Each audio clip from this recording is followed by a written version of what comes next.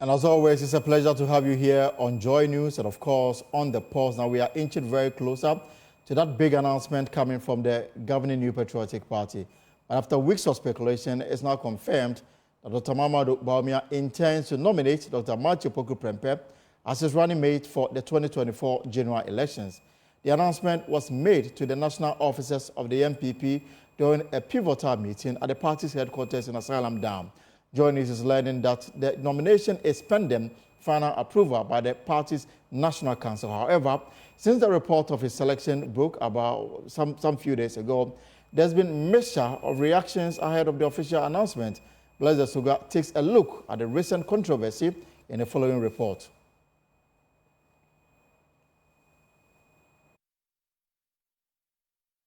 We'll bring you that report from Blessed Suga shortly. But, I mean, the build-up is on. Now, the latest information is that the National Council of the party will meet on Thursday. And at this meeting, the expectation is that Dr. Mamadou Bawumia, the Vice President, who also the flag bearer of the MPP, will present his choice of running mate to the National Council. If he's successful, then the official announcement will come. Let's understand the process. And, of course, Dr. Amache Boateng is a political scientist of the Kwame Nkrumah University of Science and Technology. Also on the line is the national organizer of the MPP, Henry Nana Boakye, also known as Nana B. Gentlemen, you're welcome. Let me start with you, Nana B. So I'm just going through your tweets, or X, if you like, about this meeting that was held at the Asylum Down office of the MPP. You, the General Secretary, and of course, the Vice President. And you came up with a very interesting, note accompanying the picture. And I guess it will be something that followers of the Energy Minister will be so much excited about. So tell us about this meeting. How cordial was it?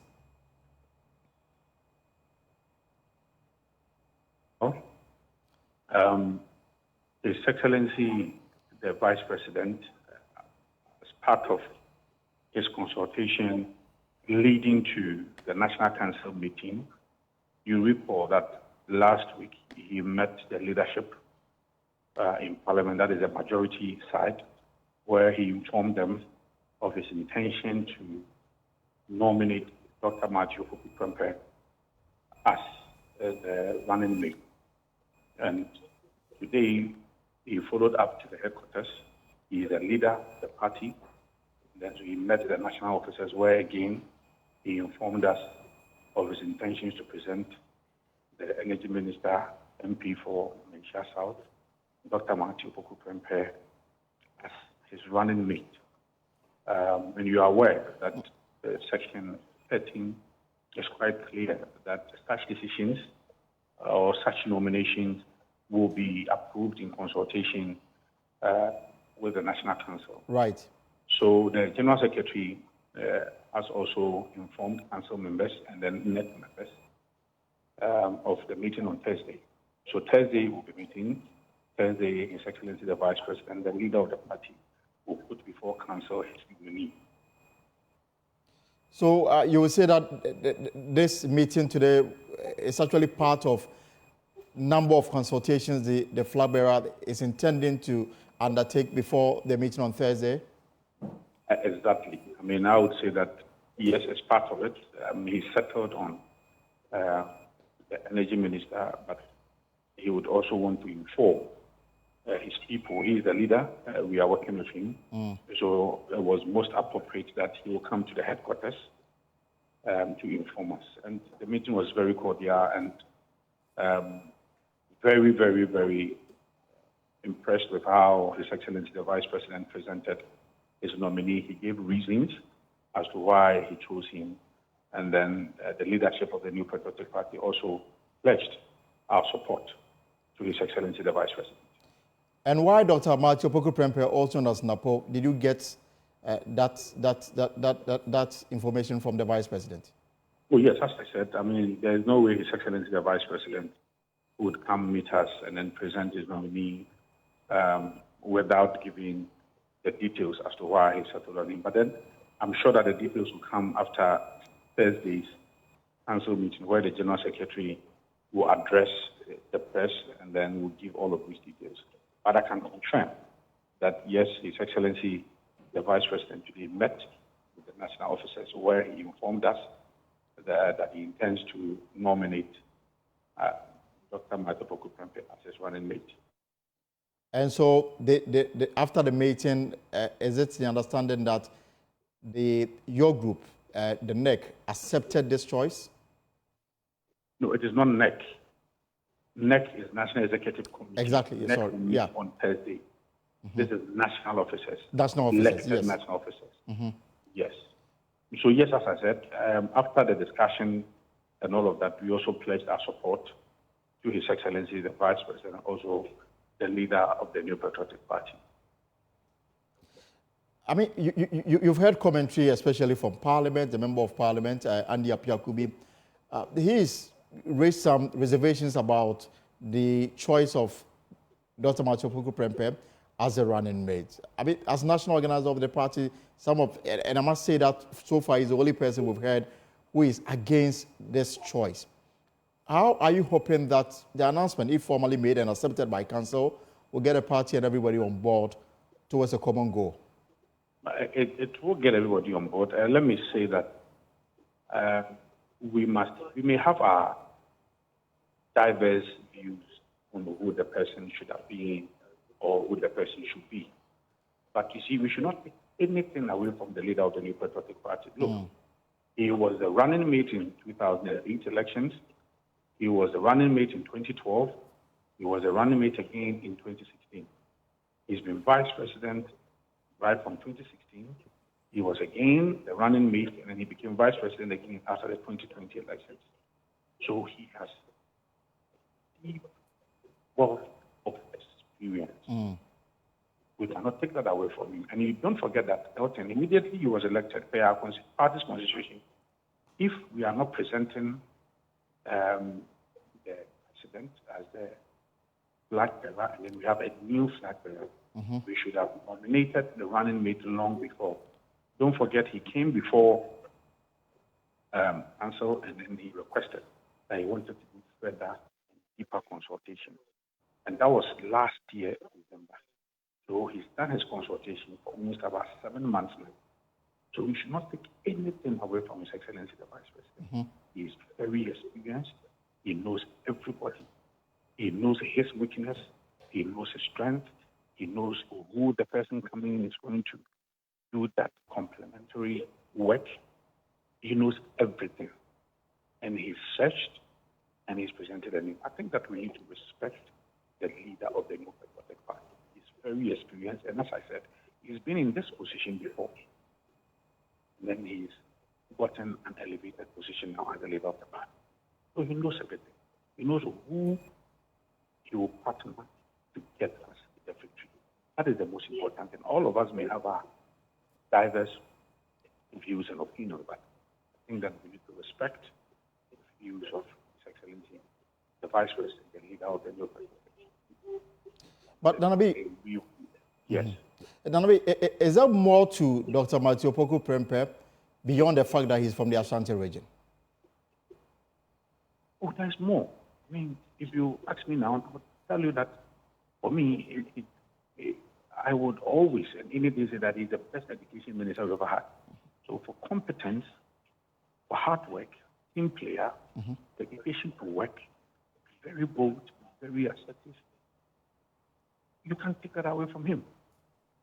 I mean, his attitude towards his mandate to execute any day, any time is phenomenal. There are also concerns.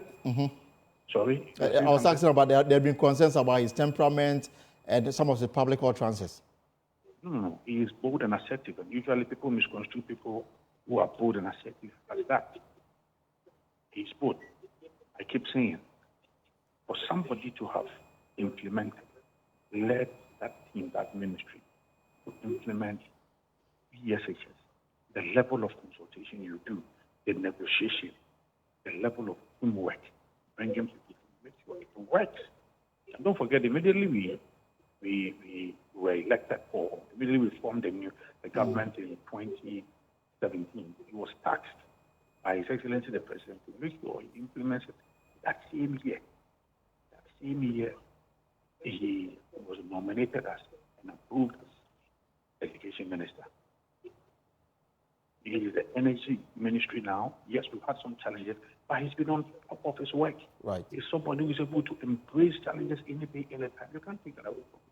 And as I've said, he's bold and assertive. And sometimes people misconstrue that in different ways. But he's bold, he's assertive, his dedication to work is phenomenal, and no one will any day. And that is how come he's won the Minister of the Year award several times. Right. He's received a lot of awards. So as for the energy minister, you can't take that away from him.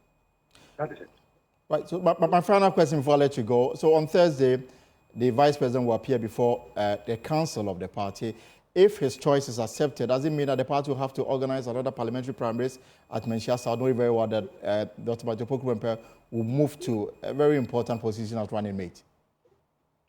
Most likely that will happen, but again, that decision will come out from the next on Thursday.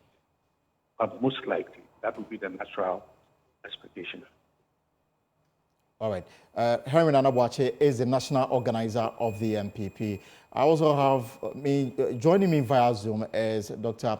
Amachi Boateng with the KNUSC Political Science Department. Dr. Amachi, you're welcome to the pause here on Joy News. Having me.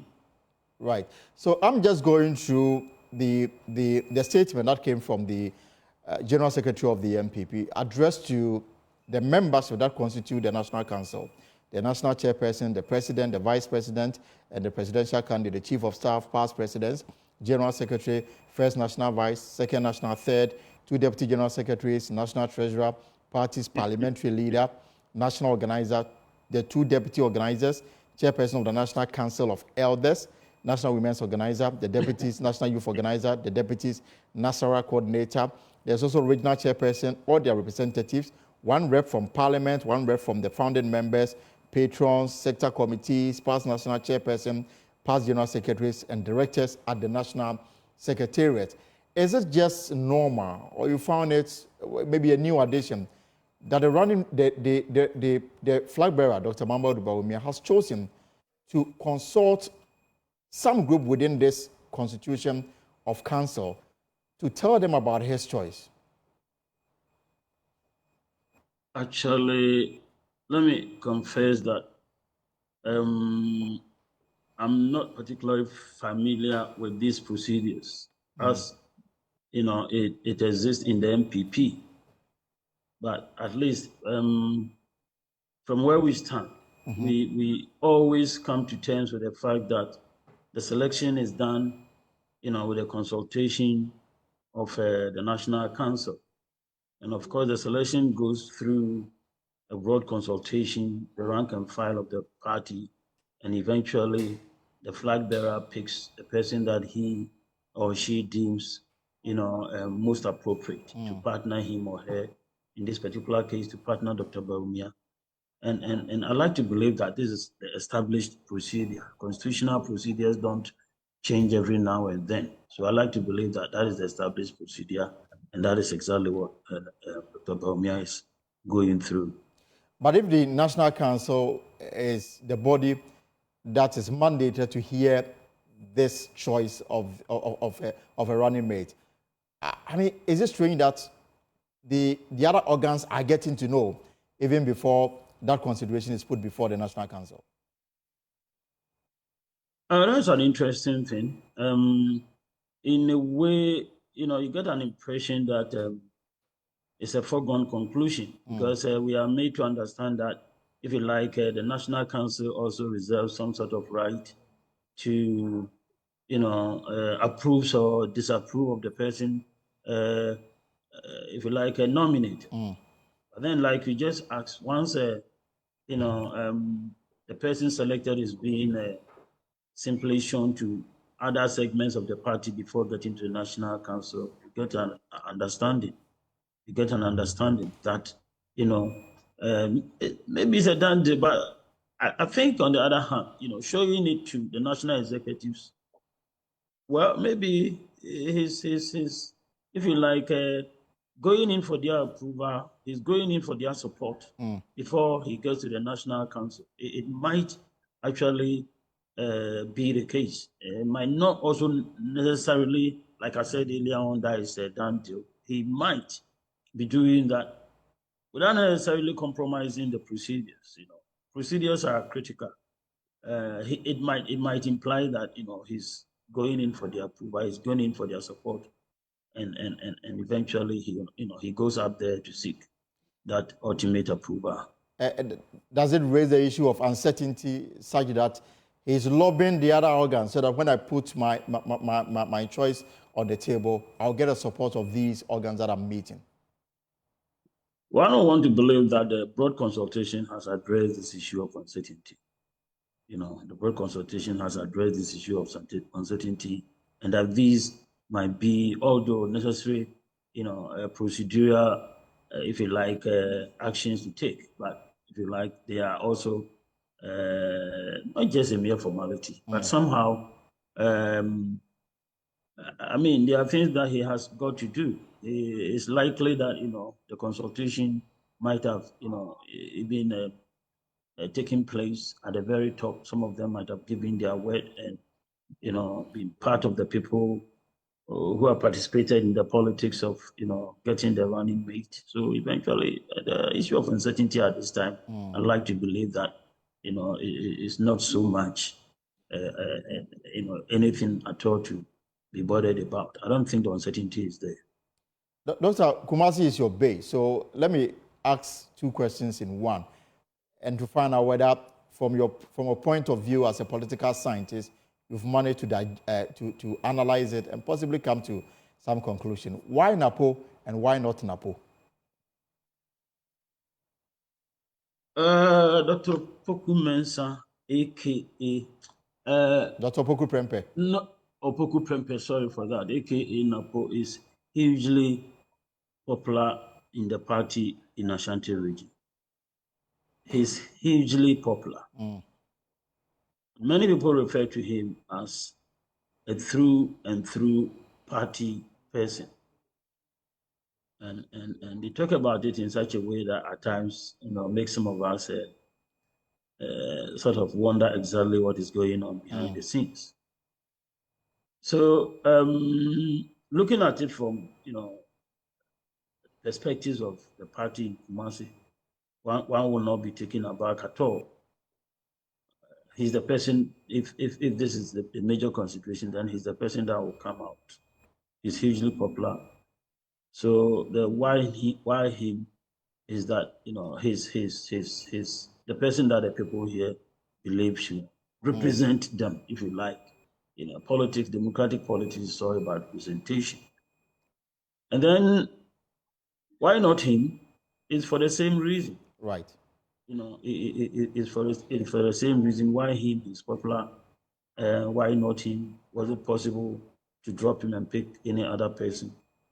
Obviously, there was a lot to choose from. Dr. Bawumia had a lot on his hands, quality materials. But then at the end of the day, one had to go in for the person that one is very comfortable to work with, the person that one believes will enable him, if you like, address some issues on the ground, especially here in the Ashanti region. So they believe that Dr. Matthew Poku Prempeh, also known as NAPO, has that capacity to handle issues emerging or emanating from Ashanti region. But then also take a look at this carefully. Over the weekend, the Vice President, Dr. Mamadou Bawumia, held a meeting with Dr. Matthew Poku Prempeh. This meeting was also attended by the Ashanti Regional Chairman of the MPP, Mr. Boesiakon, also known as Wontumi. The meeting was called to address any issue between the two. And at the end of the day, they took a photograph together. Now, the relationship between NAPO and Wontumi ahead of this meeting was known to everybody, and that it wasn't the best, even though they all come from the Ashanti region. When you elevate that to the national level, you will come to appreciate the fact that NAPO may also not be so popular with a lot of Ghanaians. As we head towards the election, even though he's been able to address the feud that existed between them in the Ashanti region, within the context of the party, what about people's perception of him at the national level? Is it a choice that they can easily sell? Generally speaking, to be an anomaly, if one comes out as an individual who is so loved, by, the people. I mean, everybody loves him. Everybody want to work with him. Everybody has, positive things to say about him. That would be an anomaly. So it's a human thing that, some people simply think that he shouldn't be the person. And that is also a normal manifestation of politics. People like you, others will criticize you. At the end of the day, it should be possible for you to get the numbers to move on. So as it is in the party, the regional chairman also, the political animal has his own preferences. He's an interested actor. Right. So obviously had his preferences, and things didn't go that way. And I don't know why things, simply got to levels that were becoming to look ugly. But it's good that at this material moment in time, some sort of understanding, some compromises have been made, some consensus have been built, and that they all looking forward to one thing, the overall interest of the party. And so, yes, like you just said, you're smoking a peace pipe. At the national level, that image is there. And like I was listening to Henry Nanabuachi when he was speaking. Right. That's the explanation he was giving, that Napo is assertive, it's a frank matter of fact person, and he speaks his mind. Many people will tell you that people like that are very easy to work with because they lay their cards on the table. Right.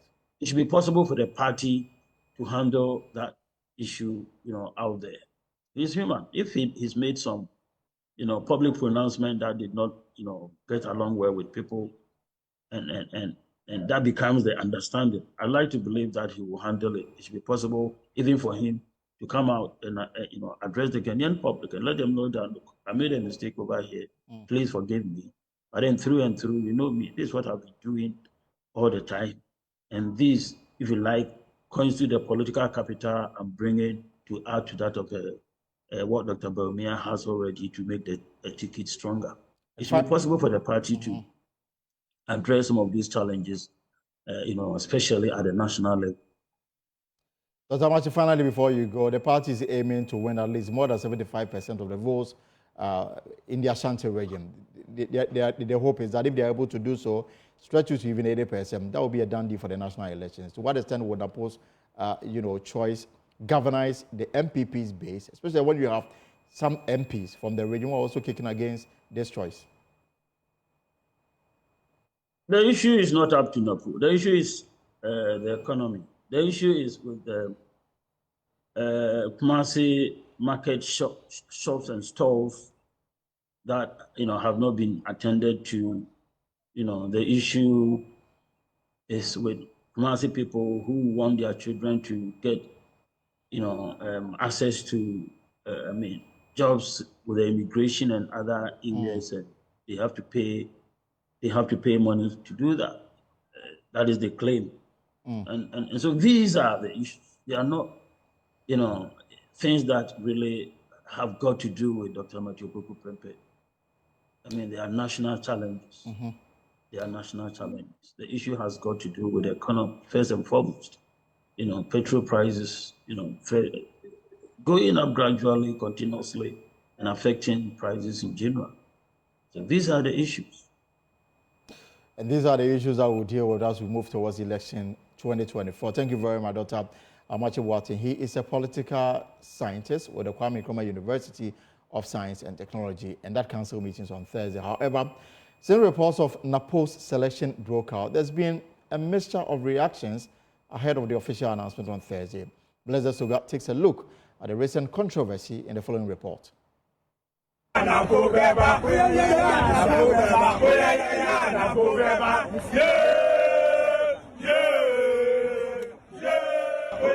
Jubilation amongst supporters of Misha South Member of Parliament Dr. Matthew Opoku Prempeh, who's been nominated by the flag bearer of the New Patriotic Party, Dr. Mahamudu Bawumia, as his running mate. Joy News sources can confirm that the Vice President has already engaged many party stakeholders, indicating his resolve to work with the Energy Minister on the agenda of winning the next general elections. But opinions remain divided over the nomination of Dr. Matthew Opoku Prempeh, as some parliamentarians have expressed reservations about his candidature. Notable amongst them is Asante Achim MP Andy Apiakubi, who says Dr. Matthew Opoku Prempeh is not a unifier. But me, Apiakubi, you can solicit my view on that. If it was for me to choose, I would choose him. I would want somebody who will be open with the people on the ground, who will be able to deliver the votes, and who would also submit to the presidency. We should find somebody who, if the presidential candidate is not there, he will hold the hand of a member of parliament and go and conduct campaign in that member of parliament's constituency. He cannot hold my hand. As party faithful look forward to the NPP Council resolution on the nomination of the party's vice presidential candidate, the leadership of the NPP is urging loyalists to remain calm in order to preserve the unity of the party. Alexander Apenyomarkin is majority leader in parliament. We have an election just ahead of us, and we should be mindful of how we express certain views in the public space. Yes, we've all heard matters regarding our ticket, but no decision has been made yet. And so I would want to encourage colleague members of parliament that we are in this together. Dr. Mahmoud Bamia is expected to table his official nominee before the NPP's council on Thursday, where he will officially notify them about his intention of making Dr. Matthew Opoku Prempeh his running mate for the 2024 general election.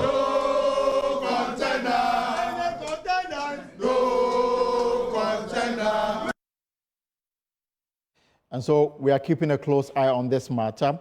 Now, the correspondence we got from the General Secretary of the party reads, I extend you warm greetings from the National Secretariat of the NPP by order of the National Chairman, Mr. Stephen Ayensu. You are hereby notified that there will be an emergency National Executive Committee, NEC, and a National Council meeting on Thursday, July 4, 2024 at different times. The National Executive Committee meeting is scheduled to follow Thursday, July 4, 2 p.m. And of course, the National Council will follow at 3 p.m. at the Alisa Hotel. So that's what we have now. Now let's head to Parliament, because deep cracks are emerging among members of a special committee put together by Parliament or by the Speaker to investigate the content of a leaked audio tape on which some senior police officers are heard allegedly plotting with the former NPP regional chairman to remove IGP George Akufu-Dampare from office. These cracks followed the presentation of the report of a special committee to Parliament without the signature of the chairman of the committee, Samuel Atachia. We'll get into the content of the report put before the House shortly. But first, Parliamentary Affairs correspondent Kwaku Asante joins me with details of what we know. So, Kwaku, the question is, who laid this report on the floor of Parliament? Well, I'll say it was on Tuesday, June 18, that the indication was given that this report is said to be laid in the House. In fact, on Tuesday, 18 June, at the time, that was at the tail end of the business of the day, the chairman of the committee, Samuel Atachia himself, was not on the floor. But as has become the practice in Parliament, and I'll say you know very much, when a chairman is not there, someone else can lay that report on their behalf. Indeed, the majority chief whip, Frank Anodompre, who was then leading the majority front benches, did indicate to the second deputy speaker, Andrew Amakwesiama, who was presiding, that it will be Kennedy Japan, chairman of the Defense and Interior Committee, who will lay this report on behalf of the committee. And why was it so? The speaker did ask, where is the chairman? And the majority chief whip responded that the chairman was not around at the moment. He asked again whether he had sought his consent to lay that report, because in parliamentary parlance, the chairman is, as the head of the committee, is the head of the administration and everything of the sort. He has to decide all those details, and in particular, laying of that report. So again, the second deputy speaker sought to find out from him whether or not he had sought the permission of the chairman to lay that report. Frank Anadampreh did answer in the affirmative. As we have come to know now, he did not have the consent of the chairman, but he did still go ahead to lay the report. So, yes, this report was laid by Kennedy Japan, Ascent Central MP, chairman of the Defense and Interior Committee, purportedly on behalf of Samuel Atachia. But Joy News can confirm today that Samuel Atachia had not given permission for that report to be laid. In fact, he did not know about this. So meaning he was not even in Parliament at the time this discussion was ongoing. Exactly, he was not aware of the report, in particular having been written. Of course, some discussion had been had, and there had been significant disagreements between him as chairman and the other members of the committee. So if you look at the face of that committee report, all the other members have signed, but Samuel Atachia, as chairman of the committee, has not signed it. So you see that James Agaga has signed, Peter Lenchini Tobu has signed. The other members on the majority side, the Minister for Environment, Sanitation and Sanitation has also signed. NDC member Eric Opoku has signed, and then Patrick Boama has signed. But the chairman of the committee has not signed. And ordinarily, if it was an ordinary committee, it was actually just going to be the committee chairman's signature in that of the clerk. So these persons had signed, but the chairman had not signed. So is it your understanding that this report, which has generated this controversy, this is the outcome of the work of the committee, agreed by all the members? The chairman of the committee is the person the Speaker of Parliament entrusted the committee to. So Samuel Atachia is responsible to ensuring that the committee deliver on its mandate.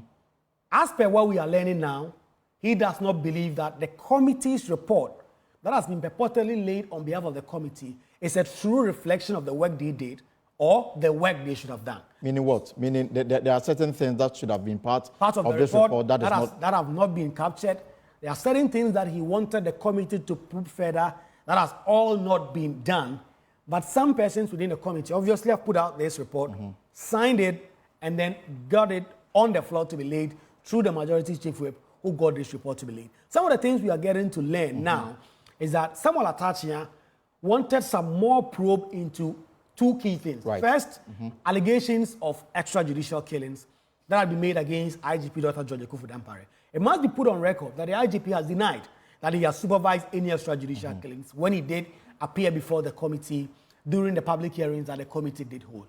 But Samuel Atachia believed that despite the denial, there were persons who were willing to come before the committee and provide information to provide certain more evidence. And this allegation of extrajudicial killings, this was in the open, or this was an in-camera hearing? This was mainly in the open because there was a letter that was written by a certain senior police officer to the committee, and it was tendered through the lawyers of Superintendent Asare that they were willing to come forward and provide certain evidence of so-called alleged extrajudicial killings that the IGP may have supervised. The IGP denied this. It must be put on record again.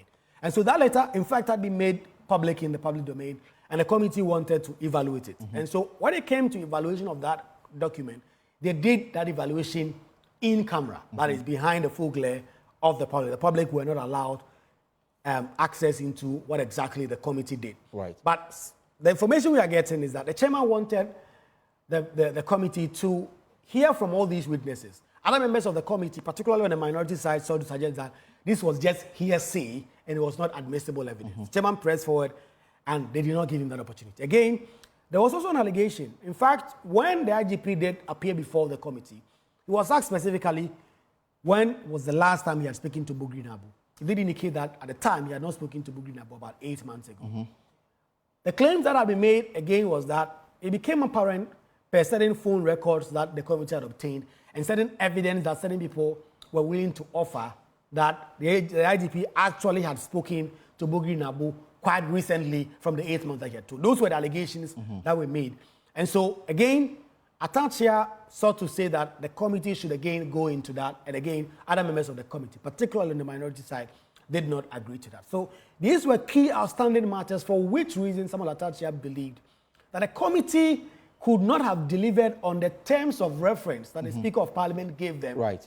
Because it was a fact-finding mission. So you find all the facts before you present, and you make your conclusions before you present your report. And so there are certain viewpoints, especially from the chairman, that because we have not been able to cover all these bases, we will not have found all the facts, and then our recommendations cannot be total. So because of all these challenges, the committee report was written on its blind side, signed by other members, and presented again on the floor on its blind side. So now, officially in Parliament, this report was laid and accepted by the House. We understand that copies were distributed, and tomorrow, hopefully, if the report is moved, they will debate the report and then pass the resolution that may come with it.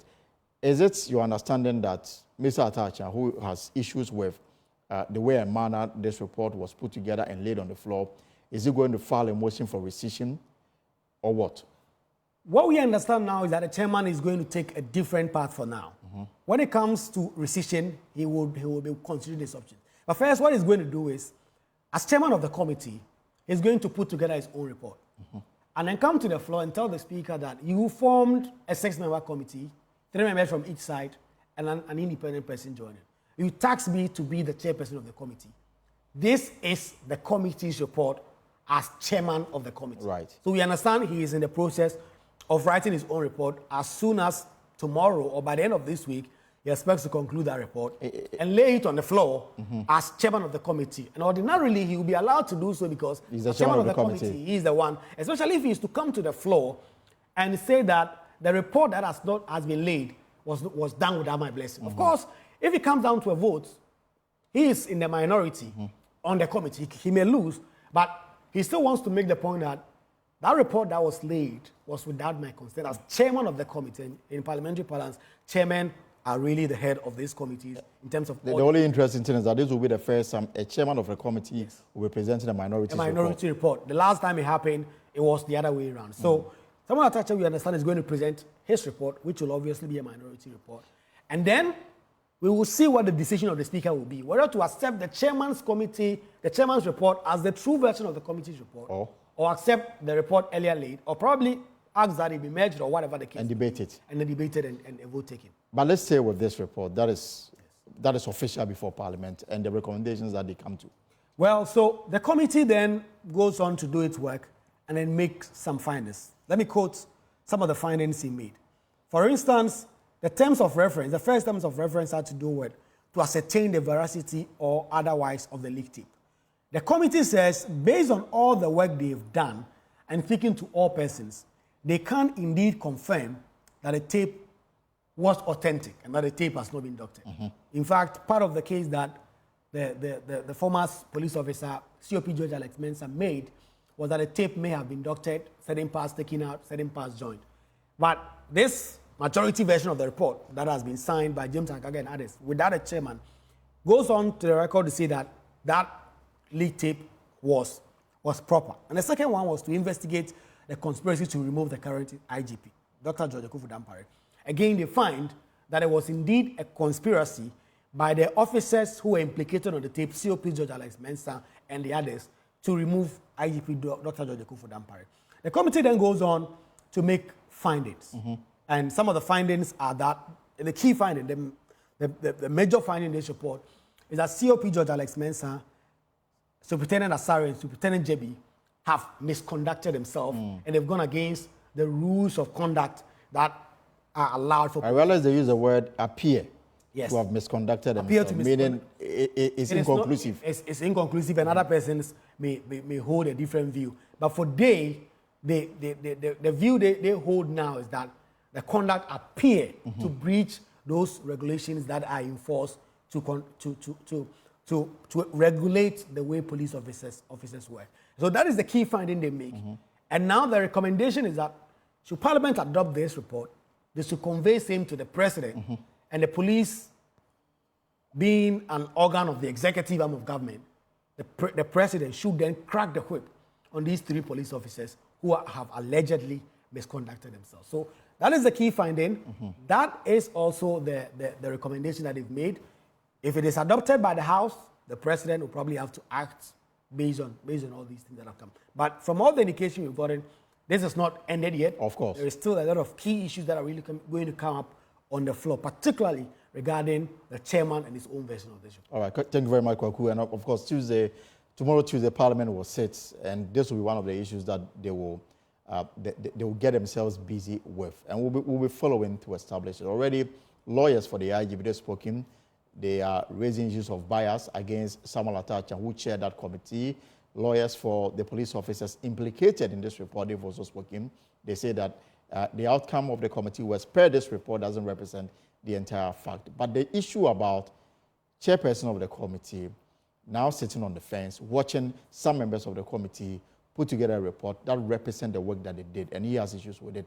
Let's engage an expert view on the matter, and joining us via Zoom is Dr. Rashid Rahman. He's Executive Director of the Africa Center for Parliamentary Affairs. Dr. Rahman, always a pleasure to have you on the pause. Good afternoon.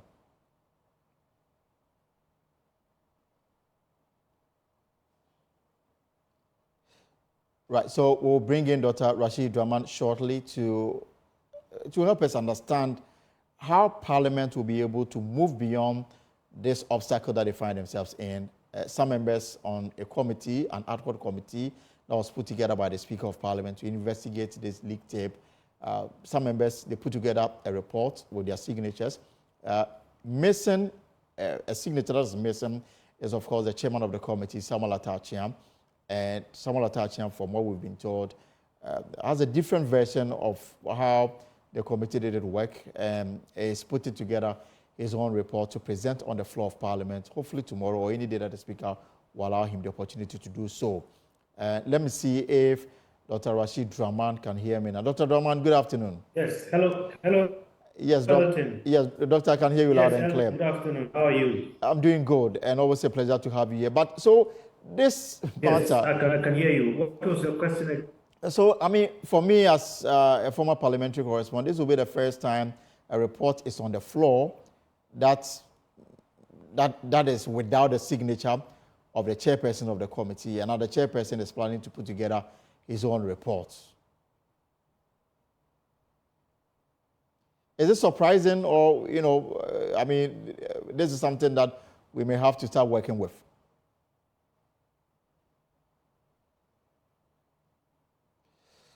Well, we are finding it difficult to establish connection with Dr. Rashid Rahman. So, yes, and then as soon as we're able to stabilize the connection, we'll have that conversation as you try to help us understand the way forward regarding this matter.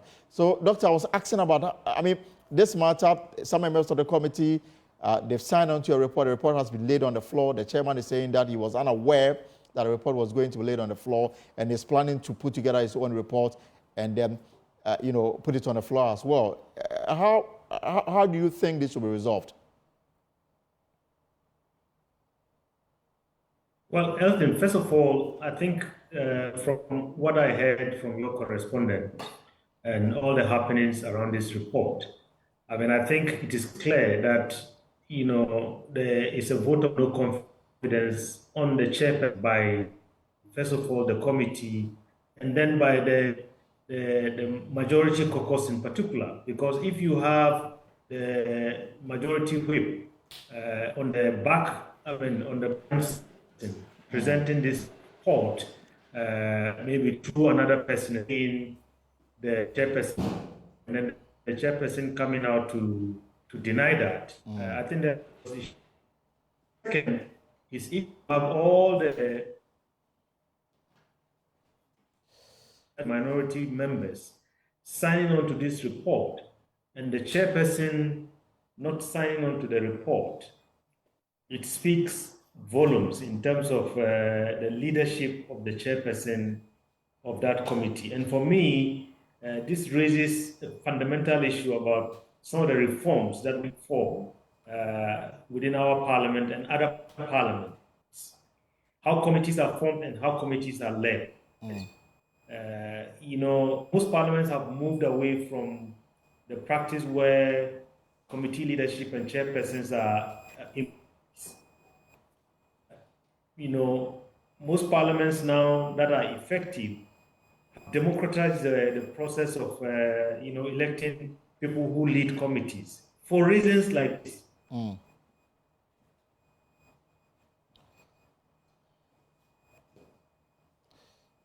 Right. So what we'll do is that connection is not stable. We'll try and rather raise him on a telephone line so that we can have a seamless conversation with Dr. Rashid Rahman, who is a parliamentary watcher. Now, tomorrow is Tuesday. The House will reconvene. And all right. Yes, Doctor. So I think your line is stable now. Should are we doing phone or we are doing this? I guess I'll let my producers handle that. I think it is better now. So, Doctor, we can go ahead and do this. Okay, all right. So, Elton, let me just repeat what I was saying so that in case I wasn't heard. Right. I said that, what is happening from the report that we got from your parliamentary correspondent seems to indicate there is a vote of no confidence in the chairperson. First of all, by the committee itself, and secondly, by Parliament, or maybe if we want to reduce it, by the majority caucus. Because if you get Honorable Anodom Pre getting somebody else to present this report and saying, as your correspondent indicated, that the chairperson is aware, then the chairperson now comes out to say, I wasn't aware, it was done on my blind side. I think there are very serious issues there. Then the second is if you have all the members of the committee, both from majority and minorities, appending their signatures on this report, and the chairman is the only one who has a signature absent on the report, it speaks volumes, Elton, because, in my lifetime, following different parliaments, I have seen minority reports, but those will be reports that will come from a few people who disagree with the entire committee and the chair as one block. This is the first time I'm hearing the chairman of a committee saying he's going to present a minority report. And I was saying earlier that for me, that takes me to a much bigger issue about how democratic the processes of selecting leadership of parliamentary committees is. In parliaments that work, I think, parliamentary committees will be formed, and then the leadership is decided democratically by members of the committee. Right. Because of situations like this. Because you want somebody who leads the committee who has the confidence of the entire membership of the committee. Because the chairperson of a committee makes or breaks a parliamentary committee. Right. And so I think what this is telling us is that our parliament, as well as many other parliaments that are still stuck with this old undemocratic practice, should begin to think about how you can get people who lead committees who are who have the full confidence of the people that they are leading. Because in this instance, I think that is what we are seeing play out. Then the second issue, Elton, is I think maybe the chairperson or some members of the committee have tried to go out of the mandate of the committee. Right. Because I hear the correspondent saying, the chairperson says it's a fact-finding mission, but they have terms of reference. And you want to make sure that you stick with the terms of reference that have been given to you. You go on a wild goose chase. Where are you going to stop? Are you going to investigate all matters within the police service under the leadership of the IGP? That seems to be trying to smuggle in some elements that were not part of the original terms of reference that were given to the committee, even if it was a fact-finding kind of mission. So Doctor, what do you suggest must be done now? There are options available to Honorable Atachia. One is to, read his own report if the opportunity is given for the House to debate the report put together by the majority on this committee, or file a motion for rescission to recall what was laid on the floor that he is now claiming that he was unaware that was going to be done. Well, given what we are hearing, if his own caucus, is doing this behind him, and then you have members of the NDC caucus who are part of the committee have signed on to this, I don't know whether if he files any motion, he's going to get the full support of the House. So I think if I were the chairperson, I would think carefully about this. He could prepare his own report. I think it is right. Because if you disagree, and on this occasion we are seeing a chairman disagree with his own committee, yes, he can prepare his own report. And then I think the leadership of Parliament would have to try and see. Already they have the practice of win-win when it comes to lawmaking. Maybe they can find some eminent MPs to sit down and look at these two reports and make sense out of it. Because this is a very important matter, Elton. It borders on the security of our nation. right. You can't have one of the topmost security person in our country, with his life hanging in the balance because our parliamentarians don't seem to agree because of all kinds of reasons that some of us are not aware of. We are getting to an election, and already there are rumors the IGP is fired, he's not fired, Absolutely. and all those things. I think we don't need that at this point in our history. Already the political temperature is quite high. They should spare us, this unnecessary kind of raising of the political temperature by letting cool heads prevail and by making sure that, the right things are done. Let them go back to the terms of reference. Let them make sure that people's personal interests and whatever is informing their positions, does not derail this. Already the report is much, much long overdue. Right. Much, much long overdue. Absolutely, you're right on that. And the more they drag this, the more the public is not going to have any confidence in any parliamentary committee that is set up to investigate anything in this country. But they should spare us this drama.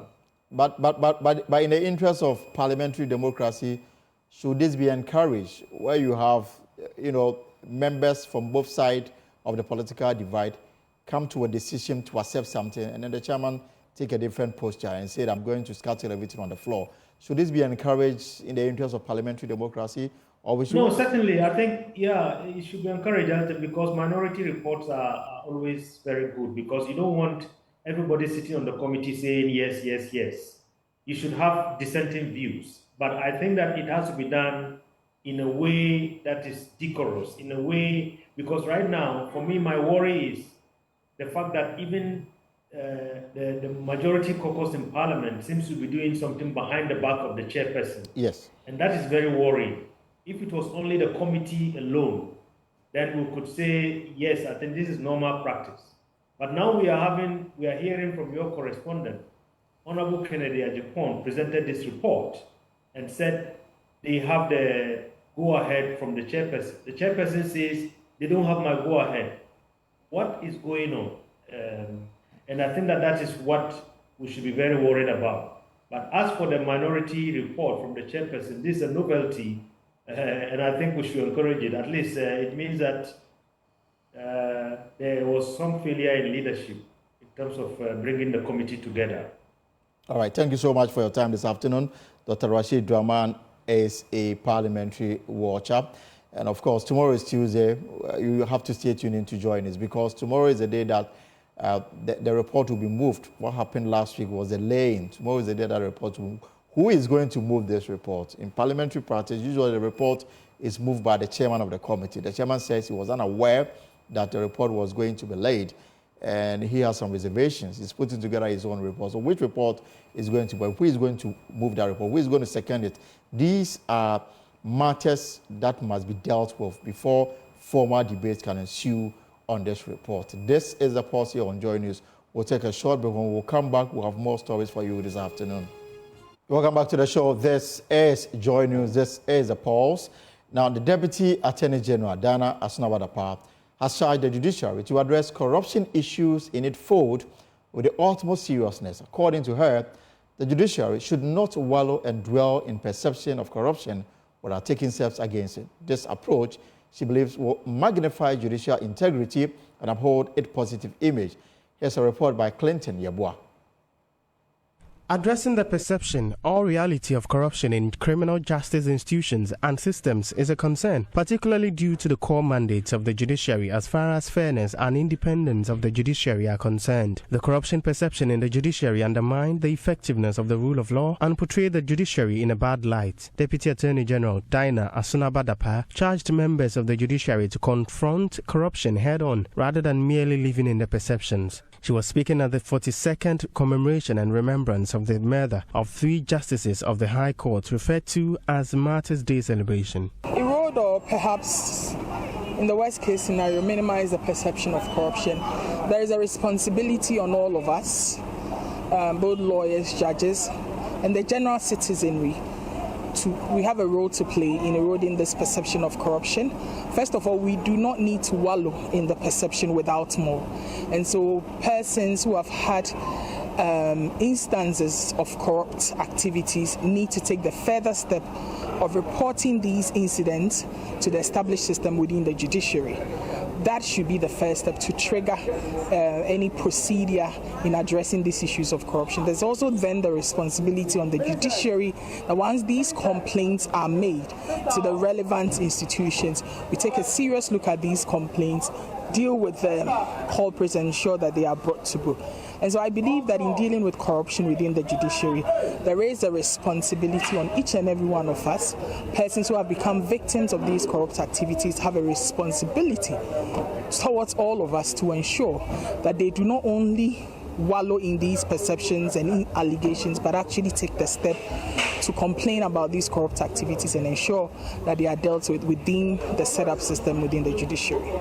On June 30, 1982, an indelible imprint was made in Ghana's history books when 3 High Court judges and a retired army officer were murdered in cold blood. 42 years on, the Ghana Bar Association held a remembrance service in Kumasi to honor their contribution to the judicial development of Ghana. President of the Ashanti branch of the Ghana Bar Association, Kwame Owusu-Seche, says the principles of fairness and rule of law stood for by the murdered judges guide day-to-day practice of the judiciary.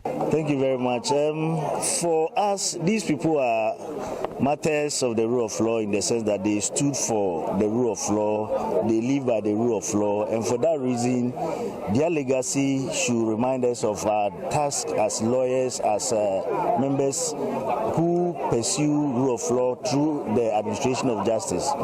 Now, you see, these people committed themselves for the cause that they have taken for themselves through their profession, being the legal profession. And having studied their background, their history, and what culminated into their death, we believe that we are in the same path. So for which reason we remind ourselves each year that we set to commemorate and remember them for what they stood for. So for us, it is a rededication to our profession. It is for us to have confidence in the profession, rule of law, for the people to assess. Reporting for Joy News, my name is Clinton. Your boy. Now let me take you to the northern regional capital, Tamale, where scores of residents of Kapayili in the Tamale metropolis have massed up at the scene where the decomposed bodies of 2 children were found yesterday. This follows information that the uncle of one of the deceased has been detained by the police. They have also ensured that the tenants who were still in the alleged suspect house vacate the premises, threatening to burn the house if the man in police custody is not released. Residents suspect these children were murdered for ritual purposes as the decomposed bodies were abandoned in a vehicle behind the house of a spiritualist known as Malam Madaha, who has since been invited for questioning and had his house touched. Correspondent Martina Bugi joins us from Tamale. So Martina, first let's establish this. I have seen some media reports put a number of children that died in this process at 8. We are also hearing to what is the official figure? The police thought 2. I thought 2 got the mob, and so we know of 2 as the official figure. But the people there are claiming they are 8. But when you ask whether they saw them, they are unable to confirm that. So we decided to go with the official figure, which is 2. Yesterday up until now, what has happened? Fill us in.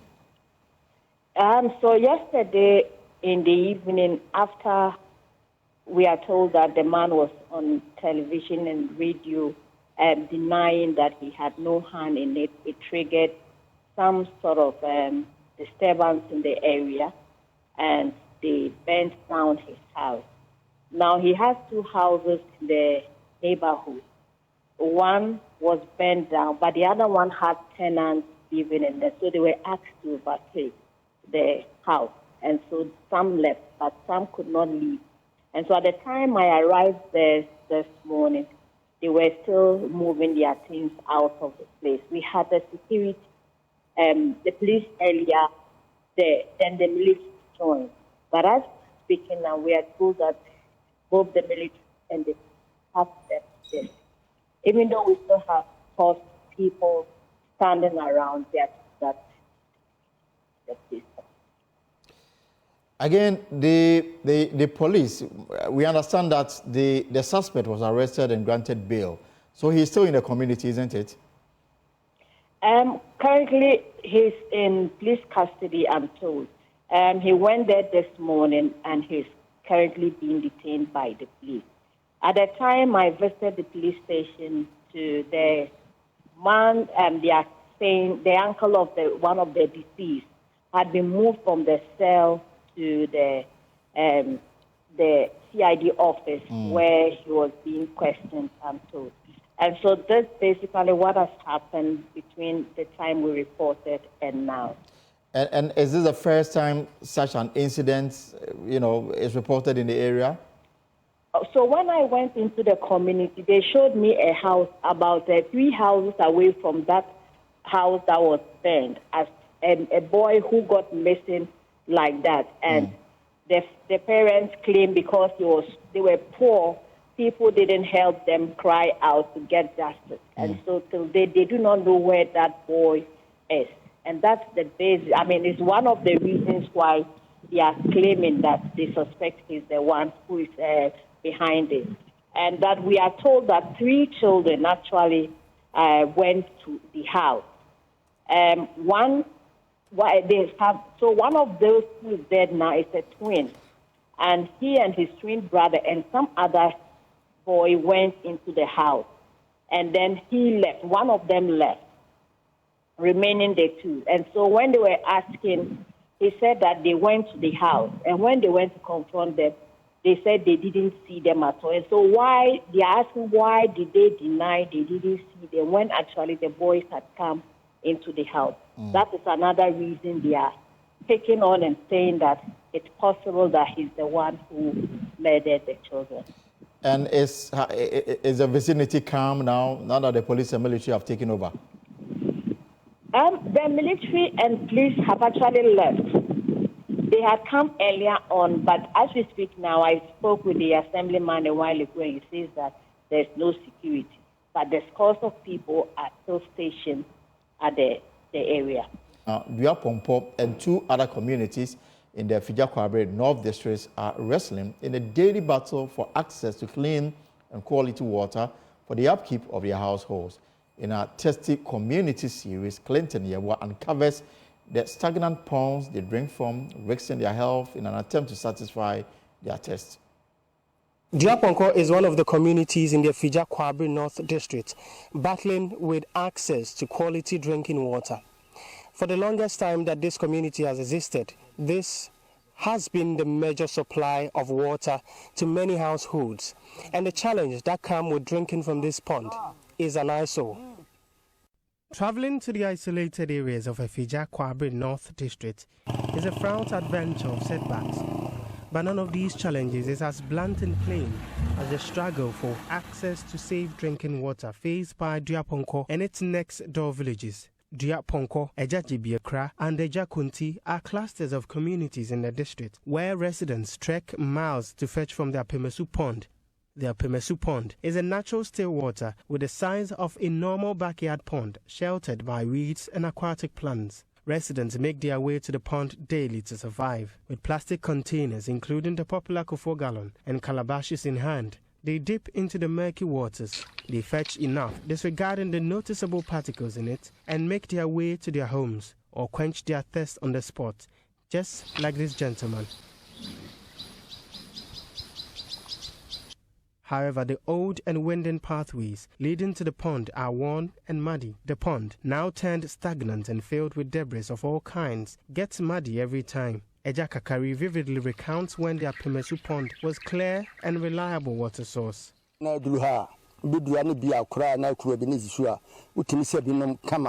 There was always a calabash to drink with. Later, they created this path, allowing for mud and dust to get into the pond. Now, even animals drink from it.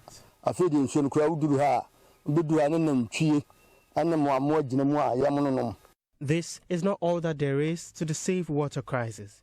The situation gets worse as the pond is shared with livestock. The goats, sheep, and dogs we see here quench their thirst from the same water source. Stagnant water can become a breeding ground for harmful microorganisms, but sharing drinking water source with animals is a risk of heart diseases transmission, and these deprived residents are very much unaware of such risk. Seydou Iliasu is the unit committee treasurer. Our issues are many. Imagine all the bacteria from animals and having to share a drink space with them. The crisis gets more fascinating. The farming village with 2 traditional boreholes is not better off. The borehole offer little relief as residents recount how one is often dry and dispensing water tainted with oily substances.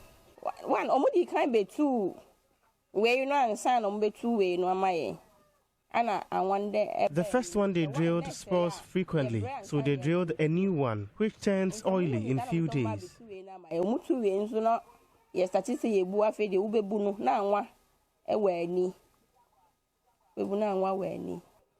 Meanwhile, the other faintly functioning borehole frequently breaks down due to overdependence from the growing population of the villages. This compels a section of residents to go back to depending on the pond as their only water source. One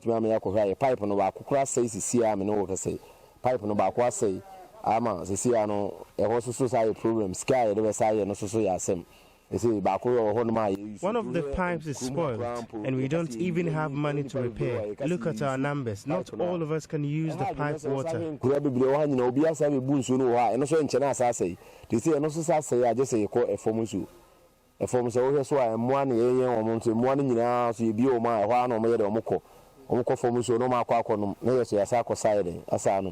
The multifaceted canker has a share for school-going children, as they are made to wake up early to join long queues to be able to fetch from the faintly working borehole. The scarcity of quality water devastates education progress. Jalilu, a student of JHS1, describes the ordeal of fetching water every morning. It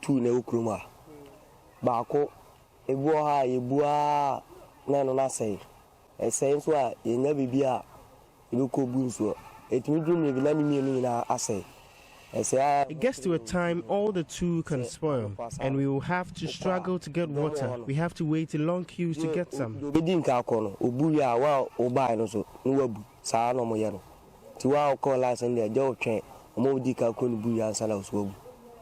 The plight of these rural enclaves are seemingly not noticed by authorities. Swale Nanadodo is aggrieved by the neglect of Driaponko and its adjoining communities as he speaks about their efforts and the support they receive from the government.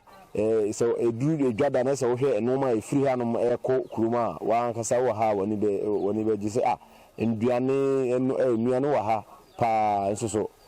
We are a lively people. Trade and food are bountiful here, and we vote too, but it appears we are not part of the country. In the Sabia, in soon say, Nessie Cosai Fumusuni and Nomina Sabia, in Yadika Crabia, and Majo, Saubium Kana, Yasayasem, your Quine.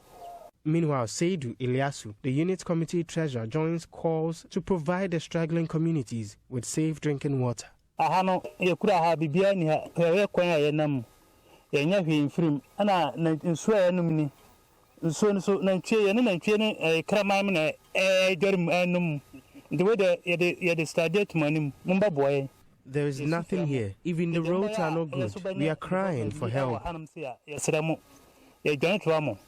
Ada Mumba boy, yes, Frampa, Siciano making Yasamawa on the crow busa on so cranum, and so we are on. It's like some man crow Hanma. According to the World Health Organization, universal and equitable access to quality drinking water is a right that must be enjoyed by every person. Now, the greatest hope of the people of Diaponko is to see this right manifest in real life. Reporting for Joy News, my name is Clinton Yeboah.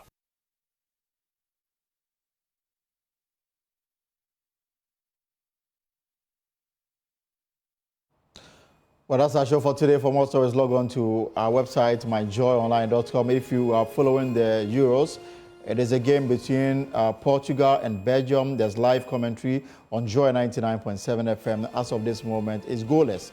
But there are so many stories on myjoyonline.com. Tomorrow, we'll have an exclusive with the General Secretary of the MPP, Justin Kodia Frimpong, as we look forward to that council meeting on Thursday for the unveiling of the running mate, Dr. Mamadou Bawumia. My name is Elton Brobe.